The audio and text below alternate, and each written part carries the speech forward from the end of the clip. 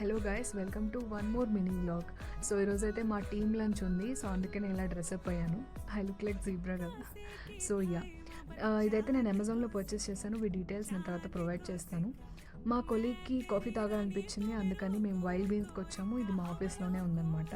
And దాని తర్వాత ఇంకెలాగూ time అయిపోయింది. ఇంకా టీం అందరం ఒక చోట కలిసి and we started going for lunch. ఇది కూడా మా ఆఫీస్లోనే అనమాట. చాలా బాగుంది అంబియన్స్ కూడా. సో ఇది ఒకటి ఉందని నేను ఎప్పుడు చూడలేదు.